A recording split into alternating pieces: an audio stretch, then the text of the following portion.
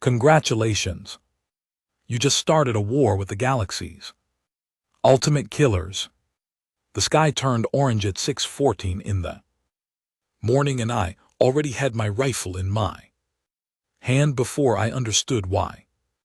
It was not the color of sunrise, it was not the color of any fire I had ever seen.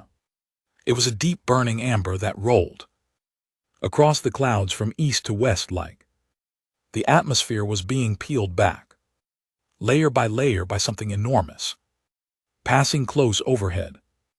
I stood outside the barracks on Kepler 7b with one boot on and one dangling from my left hand, and I stared up at it. Cole, Private Owen Drake appeared at my shoulder, his voice barely above a breath. What is that? I had no answer. My mouth had gone dry. The colony alarm screamed 11 seconds later. My name is Marcus Cole.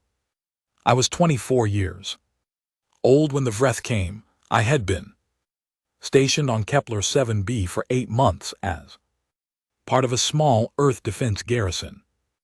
Our job was to protect the agricultural colony from the usual troubles, equipment disputes, boundary issues between farming operations, problems that required a calm voice and a patient hand.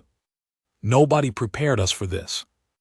Kepler 7b was a quiet world, 60,000 civilians, farmers, engineers, teachers, children, one orbital station, 2 patrol ships, and a garrison of 200 soldiers. No strategic value, no rare resources, no reason for anyone in the galaxy to pay us attention. That turned out not to matter. The first Vreth vessel broke through the atmosphere like a blade through still water. It made almost no sound. That silence was the most unsettling part. Something that large, moving that fast, had no right to be quiet. It was deep, gray-black, shaped like a curved talon, and it moved with a smooth and complete certainty that communicated everything. Before a single word was spoken, it had not come to talk, it had not come to threat, it had already decided. The broadcast began before the ship had fully descended. Every channel, every comm unit, every radio, every screen in the colony activated simultaneously. I learned later it was the same across every human world the Vreth had targeted. That morning, 37 snorts. Languages delivered at once. They had done thorough research. The voice was flat, not threatening, not cold in the way a person is cold when they are angry, simply empty, efficient. The voice of a system that had never once considered it might be wrong. Attention, biological inhabitants of designated Harvest Zone 74 Alpha, you have been catalogued as Category 3. Subcivilization. Resistance is not advised. Full compliance will result in orderly processing. You have 30 minutes to cease all communication and assemble in designated open areas. This is your only notification. That was the complete message. No one to speak with, no terms offered, a timer, and an instruction. Lieutenant Nina Lawson was already on the comm to our orbital station. Her face was very still. Both patrol ships are offline, she said quietly. Orbit is dark, no debris. Signature. They were just stopped. How many ships in the formation? I asked. She checked her display. A long moment passed. 14 confirmed. More are still coming through the upper atmosphere. 60,000 civilians, 200 soldiers, no orbital support, 14 enemy ships each, one larger than anything in our fleet. Any rational calculation said we had already lost. I pulled on my second boot and laced it. The Vreth were not cruel. I want to be Clear about that because it matters for understanding what happened next. Cruelty requires caring about the suffering of another. The Vreth did not care. They had a system, a well-developed, thoroughly tested system, built on 41 planetary conquests over 300 years. A captured data archive translated their word for species like us as something close to uncategorized. Biological resource, not an enemy, not a threat, not even worth a strategy, just material. That was their first and most fundamental mistake. Their ground units descended at the 20-minute mark, flat transport discs, moving in a tight column, 40 in the first wave, heading toward the central settlement in a perfectly straight line. The soldiers aboard were tall and rigid, covered in hard shell the color of old bone, moving with mechanical precision. They were running a program they had run dozens of times before. They expected it to proceed the way it always had. Private Drake fired before any order was given. Fear made him fast.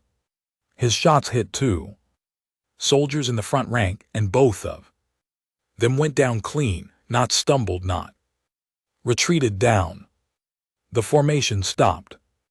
In 41 conquests, this had apparently not happened before. The pause lasted less than 2 seconds. But it was a pause where there should have been nothing but forward momentum. And it said something that mattered. They were surprised. I did not have time to analyze that. Lieutenant Lawson was already shouting. And every soldier in the garrison was firing. We were not running a rehearsed plan. We were 200 people who had just been told they were going to be processed. And each one of us had reached the same conclusion at the same moment.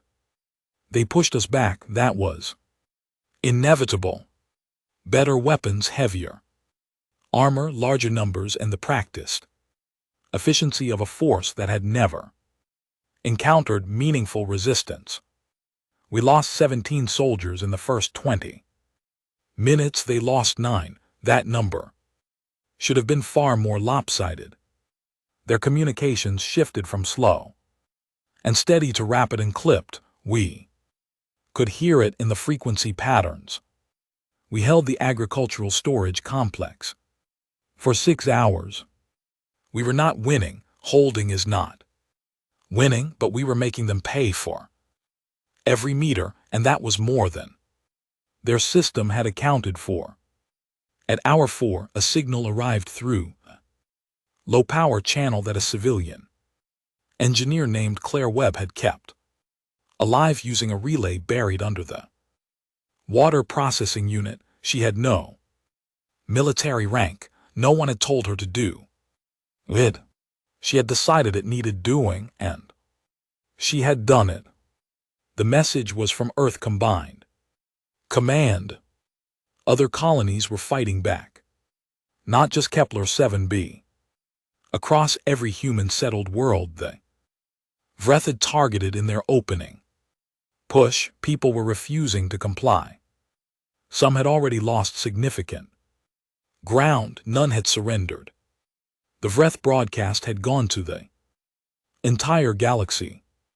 Every spacefaring civilization received it as a standard Dominion procedure. It was a public notice. Humanity was claimed. The rest of the galaxy was expected to observe quietly, the way 41 civilizations before us had taught them to expect.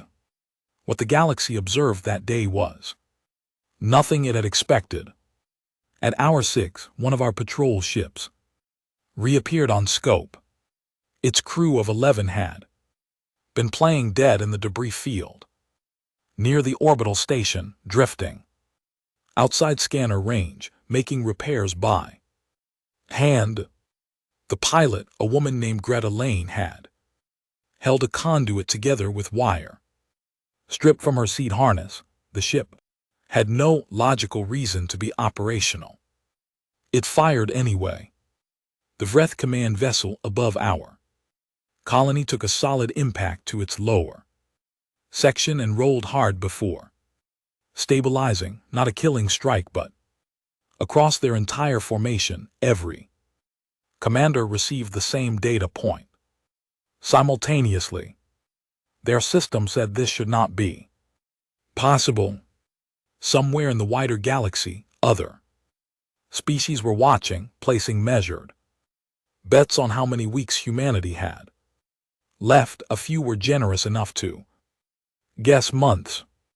Not one of them said years. Drake was reloading for the 4th time, moving on pure training. Claire Webb was still at her station. A cut on her forehead she had not stopped to wipe clean. Nina Lawson was already restructuring our defense line for the next advance. We were tired, we were running low on everything. We had lost people who would not be coming back. We were still here. The Vreth had built their empire on a simple certainty. Every species has a breaking point. Find it quickly, apply pressure, and the world submits. They had never encountered a species that had spent 10,000 years learning how not to break. They were about to begin their education. My name is Petra Stone, and 6 months into the war I produced a 40-page intelligence report that became one of the most read documents in Earth combined command history. I want to be honest about what it was. Not a celebration of our performance, not a prediction of victory, a careful and clinical answer to a question that no one had clearly asked yet. Why were we still alive? I had spent 12 years studying alien biology before the Wraith came.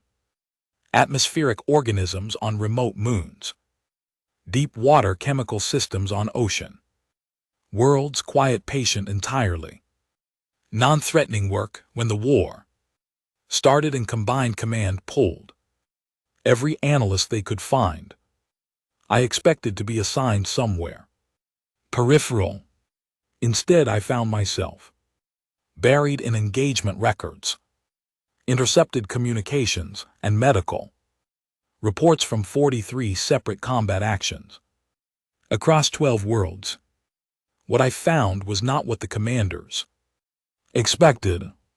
The Wraith were not losing. I put that in large plain text at the beginning of the report because I knew the instinct would be to read what followed as a victory narrative. It was not. The Wraith had taken 4 colony worlds. Their technology remained superior to ours in most categories. Their numbers were larger and their supply lines were more established. On every objective measure, the war was still going their way, but they were not comfortable. And in a species that had never experienced discomfort during a conquest, that discomfort was spreading through their command structure like a disease nobody had a name for. The first thing I identified was adaptation rate. In every previous Wraith campaign, they had adjusted their tactics at most twice across the entire subjugation process. The target species would attempt something, the Vreth would counter it. The species had no answer, because no species had the institutional experience of sustained resistance. Done against humanity, the Vreth had revised their ground tactics 14 times in 6 months. We had matched or answered 11 of those 14 shifts. This was not because our commanders were exceptional, though some were very sharp. It was because every one of our soldiers and officers had been trained on scenarios involving failure, scenarios where communications went down, where support did not arrive, where the rational outcome of a situation was bad and the job was to find a way through it anyway.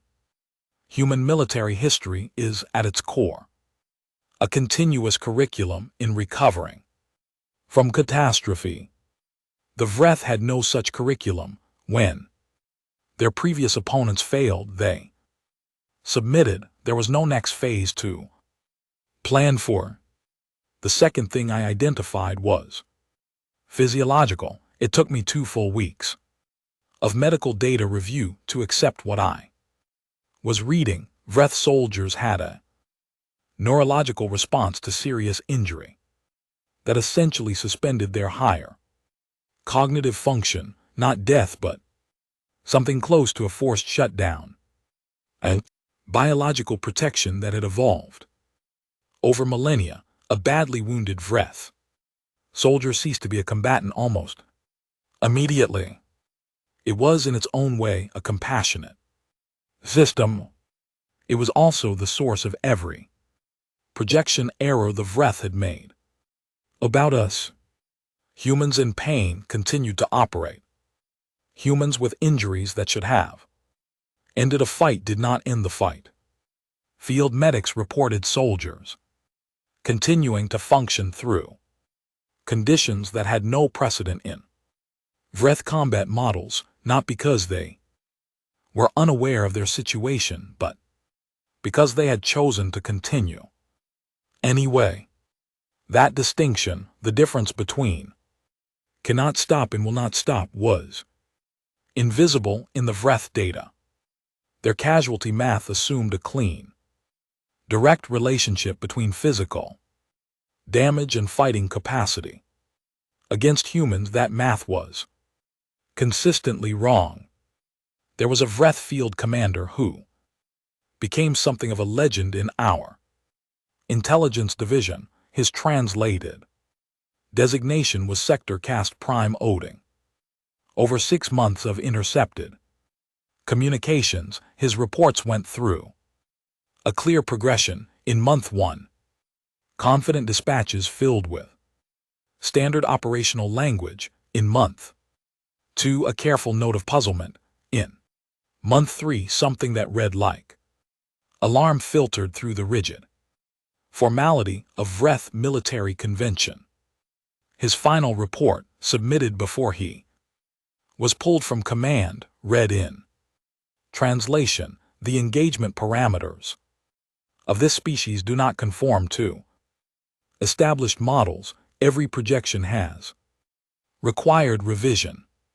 Recommend suspension of standard subjugation timeline pending thorough reassessment. In 41 conquests, no Vreth field commander had ever written a message like that. His superiors removed him for what their internal records called performance deviation. We intercepted that order to the analyst who found it, pinned a copy to the wall of our operations room. The third finding was the one I kept returning to in quiet moments because it went beyond tactics and beyond physiology. It was about production. 6 months into the war, Earth's manufacturing output had quadrupled, not because new facilities had been built, because every existing facility had been converted, reorganized, and pushed past every previous limit. Universities had redirected entire departments toward material science and propulsion engineering. Companies that made agricultural equipment were producing armored components. Engineers who had designed climate management systems were adapting those same atmospheric principles to weapon design. Retired specialists were being recalled.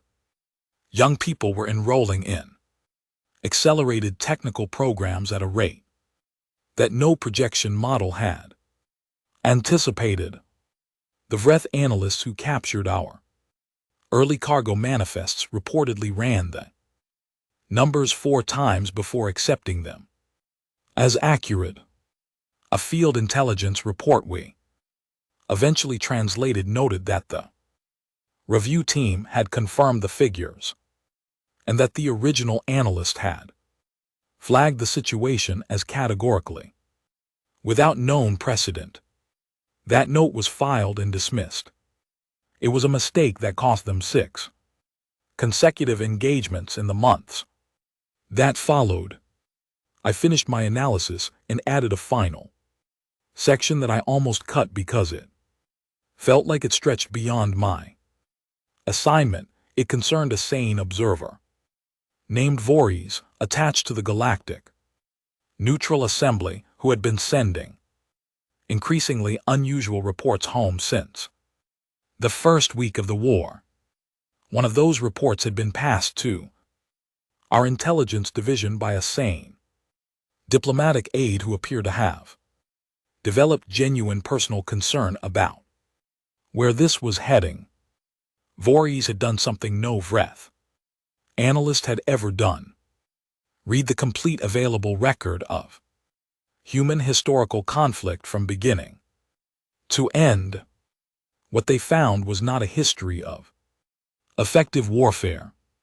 It was a history of near extinction survived, a history of civilizations destroyed and rebuilt. Larger each time, every catastrophe had become eventually a foundation for something more durable. Voorlogis wrote to their government, "This species does not treat civilizational disaster as a final state. They treat it as a problem with a solution and a lesson with a use. Every destruction in their record became the basis for the next construction. I do not believe the Vreth Dominion has encountered this characteristic before. I do not believe they understand what they have started." I printed that paragraph and put it above my desk. 2 months after I submitted my report, Earth Combined Command launched the first coordinated counteroffensive. Not a local push, a full offensive campaign into Vreth-controlled space, supported by months of preparation and supply organization that dwarfed anything in our previous military history. I stood on an observation deck at Luna Station and watched the fleet move out, ship after ship crossing the dark. Steady and deliberate, purpose-built, crewed by people who had 6 months of the hardest possible experience behind them, carrying 14 months of full operational supply. I thought about Odin, pulled from his command for telling the truth. I thought about Claire Webb sitting at her transmitter with a cut on her forehead. I thought about Marcus Cole, somewhere on a colony world, having reached the same conclusion as everyone else that quiet morning. Then I went back to my desk. The Vreth were already trying to work out what we were going to do next. I went back to making sure they kept failing at that. My first command decision after breaking the Vreth front line in Sector 9 was not what anyone around me expected. We had momentum for the first time in this war. We had a numerical advantage in the engagement zone, and the Vreth formation ahead was pulling back in disarray. Every tactical model said to push forward immediately, take the ground, keep them moving backward, do not let them breathe. I ordered a complete stop, 6-hour rest cycle for all crews. My flag captain, Adrian Hunt, looked at me the way you look at someone who has done something you cannot immediately explain. They will use those 6 hours to reorganize, he said. They will try, I said. But mostly, they will spend those 6 hours trying to understand why we stopped, and I would rather they spend their time on that problem than on getting ready for us. My name is Kira Voss, 19 years in the Earth Defense Fleet before the Vreth arrived, 3 territorial disputes, 2 Deep Space Survey commands, and more. military history than any reasonable person would voluntarily read. The piece of history I returned to most often during the counteroffensive was not a famous battle. It was a logistic study from a continental war fought nearly 3 centuries before I was born. The study had a simple conclusion. In every sustained conflict it examined, the decisive factor was not who had better weapons, it was who could keep fighting after everyone expected them to stop. Supply lines, fuel, medical support, replacement parts, communication, the invisible machinery that turns tactical success into something that actually ends a war. The Vreth had never needed to master this because their campaigns had never run long enough to require it. Hit fast, hit hard, collect submission. Done. We were going to give them we were going to give them a fight that their system had never modeled and their commanders had no training for. The first human expeditionary fleet left Luna Station with 14 months of full operational supply capacity, not ration supply, full operation, maintained continuously. The Vreth analysts who obtained our early cargo manifest ran the numbers 4 times before accepting them. A captured field intelligence report noted that the review team had confirmed the figures and that the original analyst had filed a secondary report calling the situation unprecedented. That secondary report had been dismissed. That dismissal cost them 6 engagements. The defining battle of the counteroffensive was not the largest fight we took part in. It was not the most technically complex engagement. It was 11 days of deliberate grinding patience at a choke point. Our maps labeled Junction Point Kappa, and our crews called the doorstep, in the way soldiers name things that are dangerous and they have to face anyway. The Vreth defensive line there had held for 3 weeks before we arrived. Natural choke point between 2 dense asteroid fields, heavily fortified, staffed by a veteran cast unit under a commander whose translated designation was Grand Sector Prime Tail. He had never lost a defensive position. His reputation across the Dominion was built on tactical clarity and absolute discipline under pressure. We did not try to break through the line. We parked in front of it. For 11 days we conducted small probing attacks that achieved nothing decisive. We rotated crews on a 6-hour schedule so everyone stayed sharp and rested. We repaired, resupplied from our mobile logistics depots and waited. From the outside it looked like indecision. It looked like fear of committing to a full push. It looked, in short, like weakness. That was the point. On day 7, our communications team began pulling Tail's internal reports.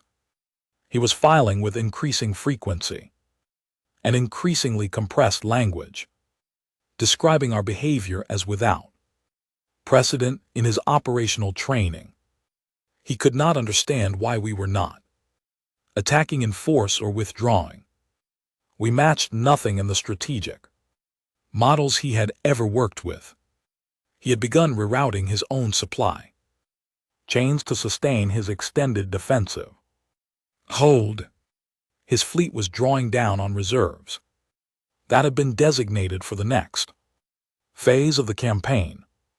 By day 11, his fuel reserves were at 60%, ours were at 94%. I ordered the full push on day 12.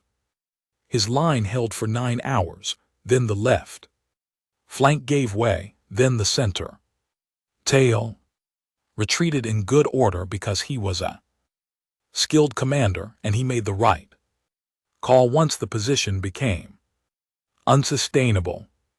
But he was retreating with depleted reserves into a sector where the next defensive layer had counted on his hold, buying time for preparation. That layer was not ready. We went through it in 36 hours. I am not going to pretend the offensive was clean. We lost ships, we lost crews.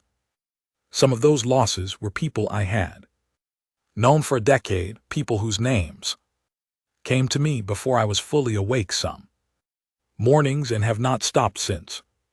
There is no version of this story where that part is anything but what it is. I am not going to wrap it in language that makes it easier. We moved for the first time in this war. We were not responding to what the Vreth did. We were deciding, and they were the ones scrambling to read us. The moment that stays with me most from the entire campaign did not happen in a battle. It happened on a boarding operation at a captured command station in Sector 11. I led the boarding team personally. My senior officers objected. They were probably right, but I had spent 2 years absorbing reports about the Vreth through layers of analysis and translation, and I needed to see something with my own eyes without filters. The station commander was an arch-caste officer, the highest military rank the Vreth had. His translated designation was Grand Prime Overseer Vreth. He was tall and formally composed, marked with the deep ceremonial patterns of his caste. When we entered his command chamber, he stood perfectly straight in the posture that Vreth officers took when they were prepared for what their tradition considered the honorable conclusion of a failed campaign. He expected to be killed. That was the code. A commander who lost his station had failed his caste. He was, by every definition his culture, had finished. I walked across the chamber and held out a data pad. He looked at it. He looked at me. He looked at the data pad again. What is this? His translator rendered terms of negotiation, I said. The translation unit cycled for a moment. The closest phrase it could produce was something like conditional cessation protocols offered by a lower-ranked party. We are not the lower-ranked party, I said. He was quiet for a long time. I have no way to know what passed through his mind in those seconds. His report, which we translated, eventually said only that the human commander had offered formal negotiation from a position of tactical dominance, without ceremony, without visible anger, and without any apparent need to establish superiority. He wrote that he had no procedural category for this situation. That was the heart of the Vreth's problem. They had a perfect, refined, thoroughly tested system for conquest. They had no system for an opponent who had beaten them and was now offering something other than either submission or destruction. I sent him back to the Dominion with the data pad and a complete record of our current fleet strength, not as a threat, as information. The Vreth made decisions based on clear data. I was giving them new data. Adrian was waiting when I returned to my ship. Did it work? He asked. Not yet, I said, but it will. 6 weeks later, the Vreth High Council opened a formal communication channel. The Chamber of the Galactic Neutral Assembly held representatives from 62 worlds, and every one of them was watching me with the focused attention you give something you are not entirely sure is safe to stop watching. That was acceptable. I did not need them comfortable. I needed them present, and I needed them to make a decision. My name is Len Akuro, 23 years in. Diplomatic service before Earth combined. Command assigned me as our first formal Assembly ambassador. I had resolved water rights disputes. Between remote outposts talked. Corporate territorial conflicts back. From the edge of something worse. Handled 3 separate border incidents. That had every ingredient for becoming far more serious. I was good at reading rooms. This room was unlike anything I had encountered. 3.5 years after the first Vreth ship broke atmosphere above Kepler 7b. The war was effectively over. The Vreth High Council was still in deliberation, still repositioning their remaining fleet assets in patterns that our analysts described as uncertain rather than aggressive. But the Dominion had lost its front lines, lost 4 of its 6 primary staging worlds, and lost something that no military asset could replace: the assumption of inevitability. 41 civilizations had submitted to the Vreth. Humanity had not. The galaxy had watched all of it happen from the moment the first broadcast went out, and now the galaxy had to decide what to do with what it had seen. I arrived at the assembly station with 1-8, a young man named Dale Marsh, who had the specific quality of remaining calm in situations that offered no obvious reason for calm. I had chosen him for exactly that. My prepared statement had been rewritten 14 times. The final version was the shortest in 23 years of diplomatic work. The most effective things I had ever said were the simplest ones. The session opened with formal proceedings. 3 civilizations filed motions to delay humanity's application for permanent assembly membership on grounds of insufficient documentation of long-term behavioral stability. 2 others proposed a monitoring period of not less than 10 years before any formal status could be granted. 1. The Gorathi Collective submitted a motion using language that our translation team rendered as preventive containment review, which was diplomatic phrasing for exactly what it sounded like. I listened to all of it without expression. Dale leaned toward me. They are frightened of us. Yes, I said. Is that a problem? It is if we handle it wrong. When my turn to address the chamber arrived, I stood without notes. Notes. Pull your attention down and away from the room. You cannot hold a room if you are reading at it. Every civilization in this chamber has made a rational choice at some point in its history. I began a choice based on available information, on realistic assessment of possibilities, on a clear understanding of what survival requires. Every species here has, at some critical moment, decided that the cost of resistance was not worth paying. Many of you made that decision because of the Vreth. I'm not here to criticize that decision. I'm here to explain why we made a different one. Total silence across 62 species. Not because we are braver, not because we are more capable, but because of something specific in our history that I want you to understand, because without it, nothing you observed over the past 4 years makes any sense. I had spent 2 months working with Petra Stone's intelligence division. Before this session, I had read every analysis and every translated Vreth document available to us.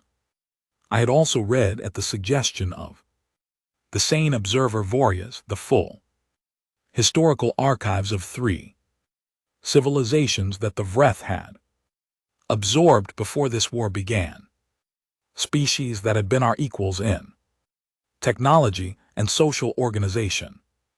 Species that had submitted What distinguished them from us was not resources, not population count, not military capability.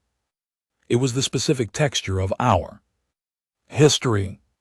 Those civilizations had never fought themselves at scale. They had disputes and conflicts, but the kind of war that grinds across continents for generations, that reduces cities to foundations and then rebuilds them larger, that forces a species to look directly at the real possibility of its own extinction and develop the tools to survive it anyway. That was ours alone. The Vreth had found our conflict record and classified it as extreme instability, a high priority, rapid subjugation target. They had read the record with perfect accuracy and understood it completely wrong. We have fought each other across continents and across centuries, I told the chamber. We have developed weapons capable of ending our civilization, and then lived with those weapons for generations, choosing not to use them. Not because we were wise enough not to want to, because we understood the consequences well enough to choose differently. Every catastrophe in our history produced not only destruction, but the knowledge of how to survive the next one. Each of us standing here is the product of people who refused, at every critical moment, to accept that the story was finished. The translation systems worked steadily. No one in the chamber moved. You are afraid of what we might become, I said. Some of you are calculating whether it would be safer to contain us now before we grow into something you cannot contain. I understand that calculation. It is the same logic that has kept this assembly functioning for 4 centuries. I paused for a full 5 seconds. But I want you to consider this. We were fighting for survival for 4 years, and we were still watching everything else that was happening in this galaxy. We know which fleets pulled back from our borders. We know which diplomatic channels went quiet. We know which species sent observers and which sent intelligence assets. We tracked all of it because that is what we do, and we are telling you this not as a threat, but because we want you to understand one thing about us clearly. We are observant, we are patient, and we are all the product of a civilization that has had to learn over and over again how to live alongside people we do not fully trust.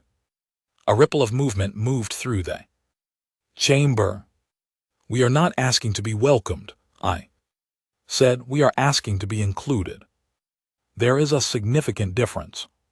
We are not here to lead this assembly or to change its structure. We are here because there are problems in this galaxy that none of us can address alone, and we have just spent 4 years demonstrating that we do not disappear when things become difficult. The formal vote was scheduled for the following morning. What happened that evening was not something I had planned for. Vor Eyes requested a private meeting. When I arrived at the location, there was a second person in the room, a quiet representative from a civilization I will not name here, because their government had not authorized public acknowledgement of what they were about to tell me. They told me that 2 minor species, currently recorded in assembly documentation as having voluntarily reduced contact with the wider galactic community, had not done so voluntarily. The Vreth had been conducting quiet extraction operations on their worlds for 11 years, operating under administrative paperwork the assembly had approved without thorough review. I sat with that information for a long time. Dale was with me when I returned to our quarters. I told him what I had learned. He was quiet for a while. "What do we do?" he asked. "What we do," I said. The next morning, before the session opened, I withdrew our membership application temporarily and filed an emergency investigative commission on the status of the two affected species. Through back channels, I also redirected two fleet assets in the region to conduct what I formerly noted as a welfare verification transit through the affected systems. No one had asked us to do it. There was no political gain in it. 3 Assembly members filed protests that we were acting without standing. Those protests were withdrawn before they were formally processed. Voorhees told me afterward, "They watched your ships move," Voorhees said, "and they decided they want you on the right side of whatever comes next." The vote the following afternoon was not unanimous. The Gorathi abstained, 2 others abstained, but the motion passed with a margin that would have been unthinkable at the start of that session. Dale was grinning the entire shuttle ride home. "We got a seat at the table," he said. "We got the first part done," I said. "Now we have to figure out what to actually do with it." I looked out the viewport at the stars. 3 days earlier, a long-range probe near the outer boundary of former Vreth controlled space had returned signals that our analysts had not yet classified. Not a natural source, not anything in any database. Something had been watching this war from a very long distance. I thought about that the whole way home. I was 31 years old when I set foot on the Vreth homeworld, 24 when the war started.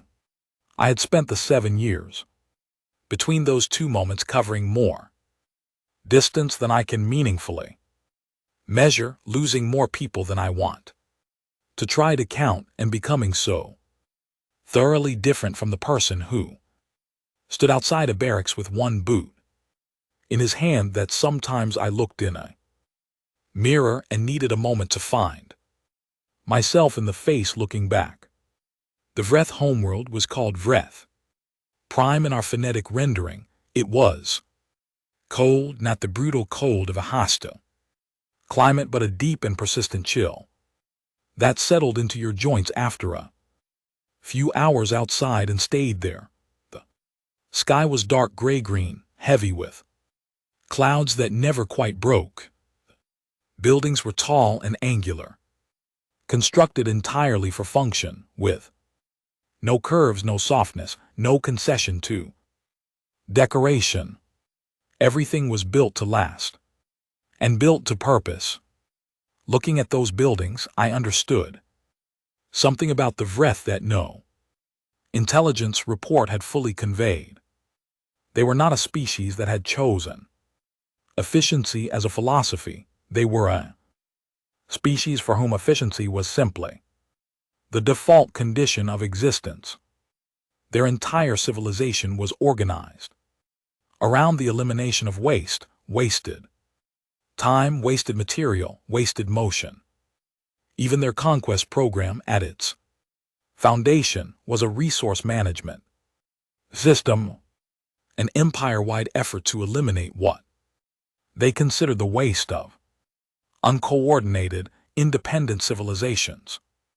That understanding did not make what they had done acceptable, it made them real in a way that years of reading files never had. The reconstruction team I was assigned to had 42 people from 6 Earth nations, 4 sane specialists serving as neutral observers, and a Vreth civilian liaison officer whose translated designation was Compliance Administrator Harren. Harren had been assigned to us by the new Vreth Transitional Council, which was trying to manage the Dominion's collapse into something organized enough to survive. Heron was the first Vreth civilian I had ever spoken with directly. Every Vreth I had encountered before was either military or no longer alive.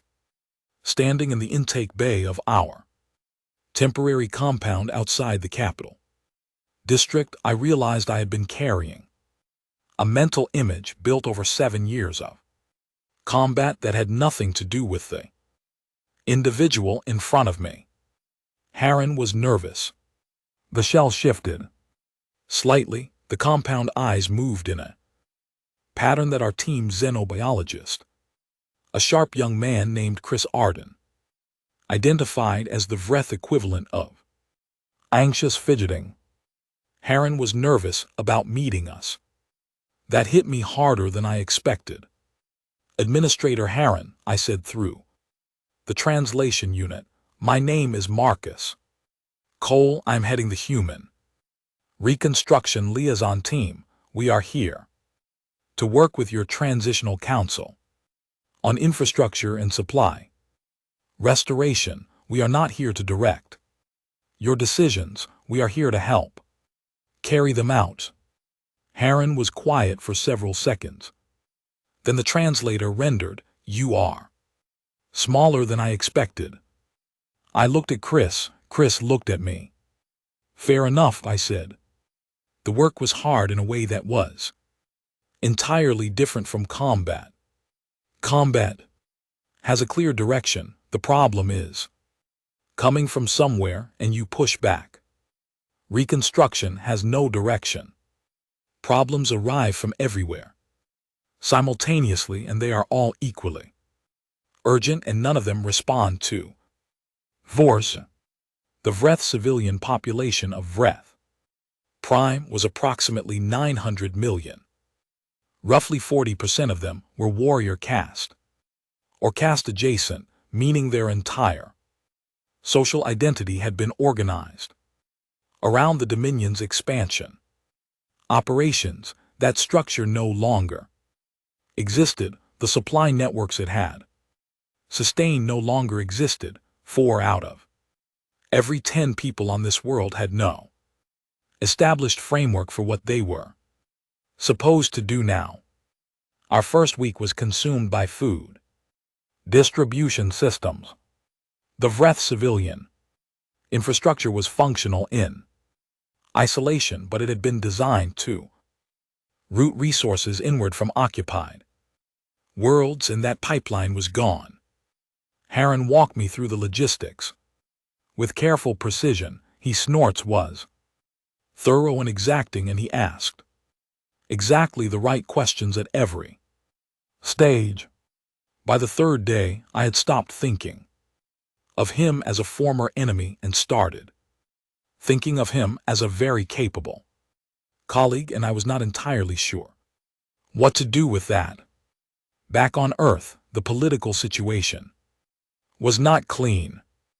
We received briefings twice weekly from Combined Command, a faction within the Earth Council organized under the name the Security and Reparation Alliance, was pressing hard for an extraction agreement with the Vreth.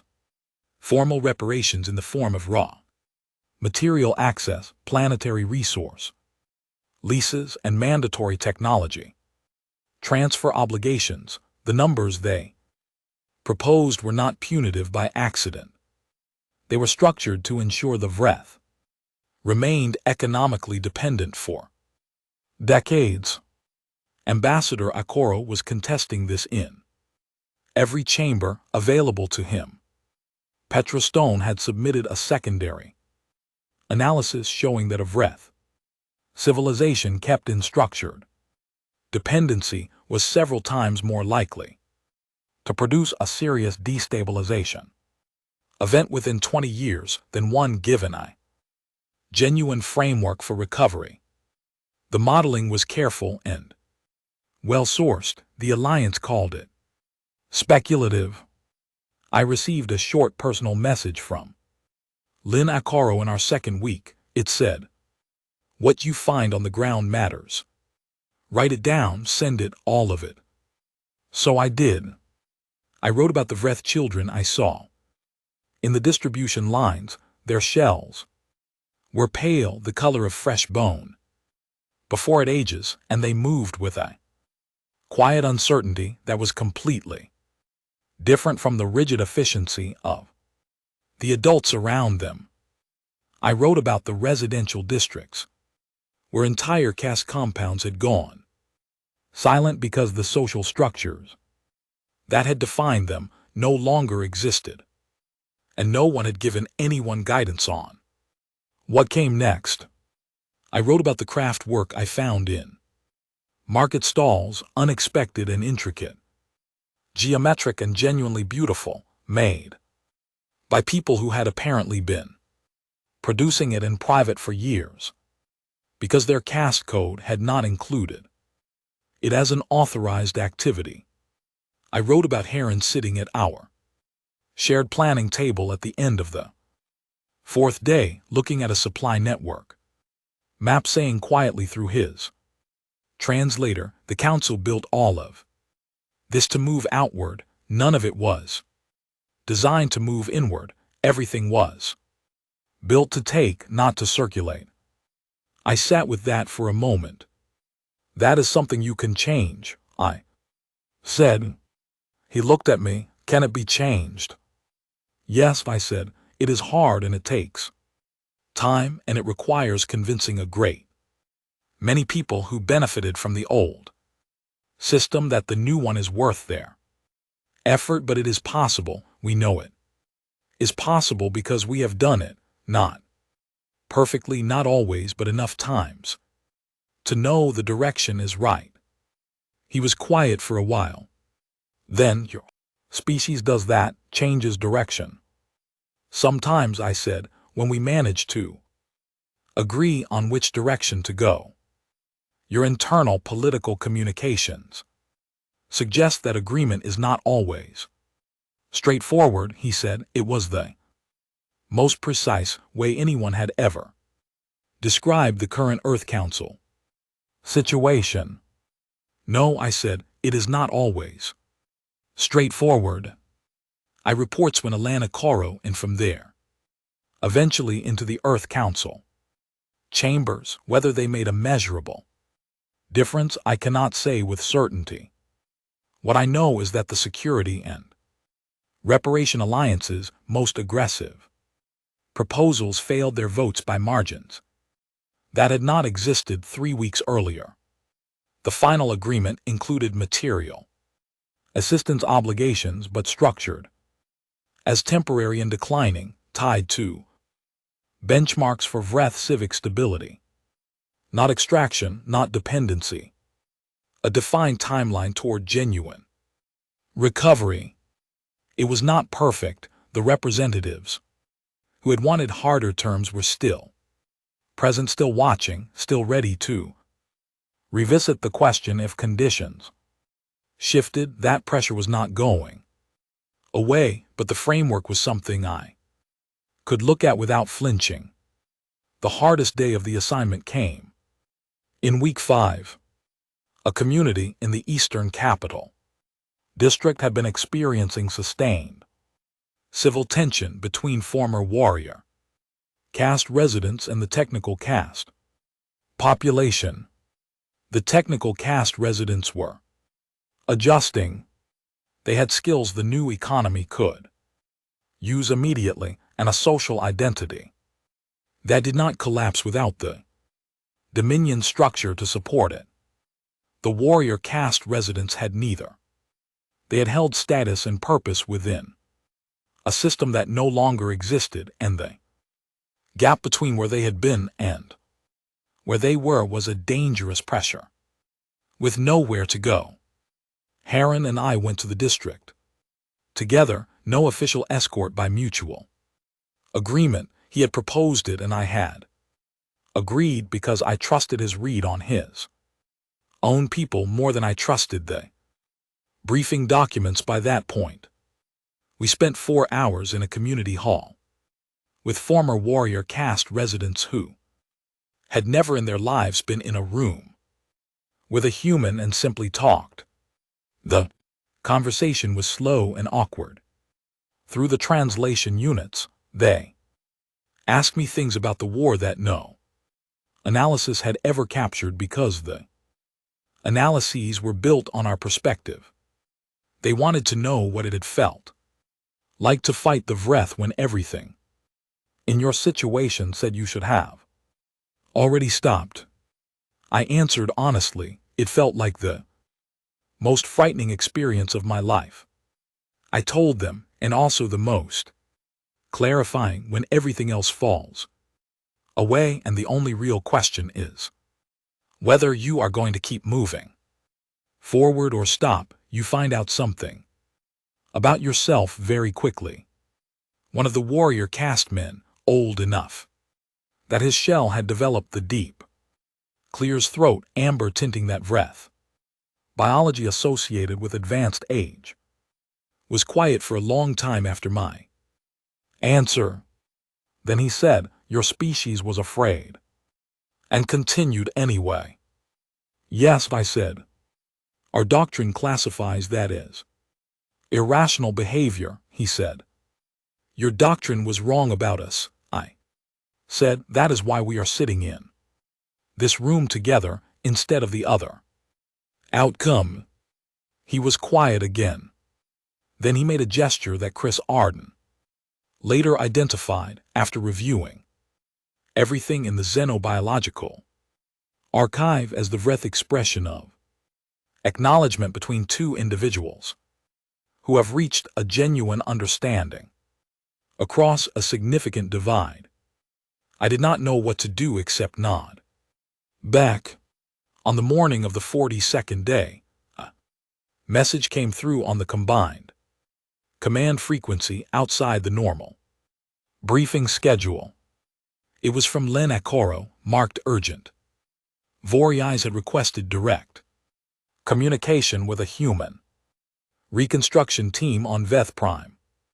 The forwarded message carried Akoro's personal note: "Read this carefully before you make any plans for what comes after this assignment." Voorhees' transmission was detailed, measured, and between the careful lines of a professional observer's language. Deeply serious. Long-range probes at the outer boundary of former Vreth-controlled space had been returning signals over the past 8 months. The signals had been analyzed, cross-referenced, reanalyzed by 3 independent teams and confirmed they were not random. They were not natural sources. They were observations, directed, regular, methodical recordings of the conflict that had just ended. Every major engagement captured, every fleet movement logged, the whole 4 years of the war recorded from a distance.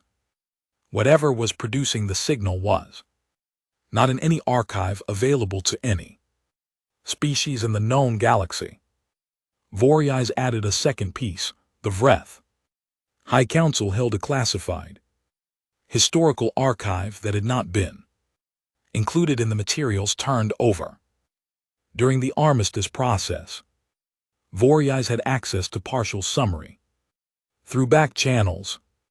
The archive documented encounters at the outer boundary going back nearly 2 centuries.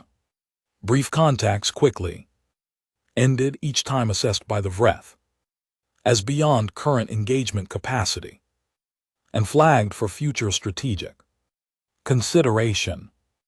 They had never reached that future. We were standing at the edge of it now. I sat in the small office that had become mine over 6 weeks on Vet Prime and read the message 3 times. Outside, Heron was coordinating with the supply teams over the water reclamation project we had finally gotten moving. Chris Arden was working through medical supply logistics at the Eastern District Clinic. 42 people from 6 nations doing the slow, difficult, entirely unglamorous work of helping a broken civilization figure out how to be something other than what it had been. I thought about what was out there past That boundary, something patient enough to observe a 4-year war without announcing itself, something methodical enough to document every engagement, something that had made the Vreth nervous enough to bury the record in a sealed archive and say nothing about it to anyone. I wrote a reply to Lena Coral. I kept it short. I said, we need to finish what we started here, do that completely and do it right, and then we need to start thinking carefully about what comes next. I do not know what that looks like yet, but whatever it is, we need to face it together with every piece of information on the table and no comfortable assumptions. That is the only way we have ever managed anything that actually lasted. I sent it and went back outside. Harren was at the supply table with 3 junior coordinators pointing at a schematic of the Eastern water distribution line with the focused attention he brought to every task, large or small. He looked up when I approached. The reclamation junction in Sector 4 is cleared, he said. Line restoration can begin before the end of the day. Good, I said. Your medical officer also confirms the Eastern District Clinic is fully operational as of this morning, he added. Good, I said again. Harren made the gesture, the one that meant acknowledgement between 2 people who had found a way across a difficult space to reach something like understanding. I reached into my jacket pocket. I had been carrying a ration pack since the previous afternoon, meaning to eat it at the planning table, forgetting about it.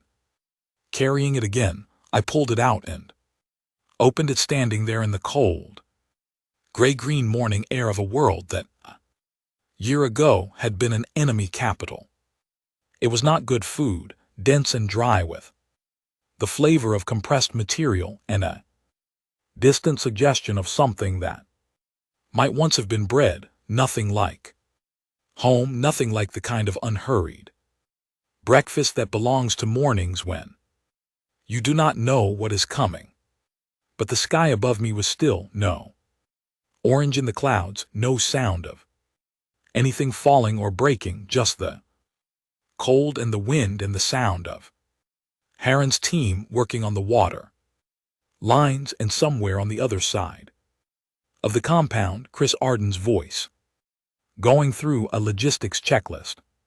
7 years ago, I had been eating a real breakfast when everything changed. An ordinary morning, the kind that only exists fully in memory once it is gone.